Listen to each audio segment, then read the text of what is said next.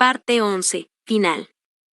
La nueva cosa. 71. A mediodía bajaron de la montaña cuando el río se estaba descongelando, surcando la nieve. Bajaron como un solo hombre, cargados con las mochilas, armados con cuchillos. Bajaron al valle, Mako al volante del autonieve con Greer al lado y los demás arriba, el viento y el sol dándoles de cara. Bajaron por fin al país salvaje que habían reconquistado. Volvían a casa. Habían estado 112 días en la montaña. En todo aquel tiempo no habían visto ni un solo viral. Durante días seguidos, después de cruzar las colinas, había nevado y se habían quedado aislados en el viejo hotel, un gran edificio de piedra, con las puertas y las ventanas cubiertas de planchas de contrachapado, sujetas a la estructura mediante pesados tornillos. Habían esperado encontrar cadáveres en el hotel, pero estaba vacío, con los muebles dispuestos alrededor de la chimenea de su cavernosa sala cubiertos con espectrales sábanas blancas, la despensa de la inmensa cocina provista de todo tipo de latas, muchas de ellas todavía con sus etiquetas. Arriba, un laberinto de habitaciones, y en el sótano, una enorme y silenciosa caldera, además de largas rejillas que forraban las paredes, llenas de esquís. El lugar estaba frío como una tumba. No sabían si la chimenea estaba atascada. Como mínimo estaría llena de hojas y nidos de pájaros. Lo único que cabía hacer era encender un fuego y esperar lo mejor. En la oficina encontraron cajas de papel guardadas en un armario. Las subieron para encender el fuego, y con el hacha de Peter cortaron un par de sillas del comedor. Después de unos minutos de humo, la sala se inundó de luz y calor. Bajaron colchones del segundo piso y durmieron al lado del fuego,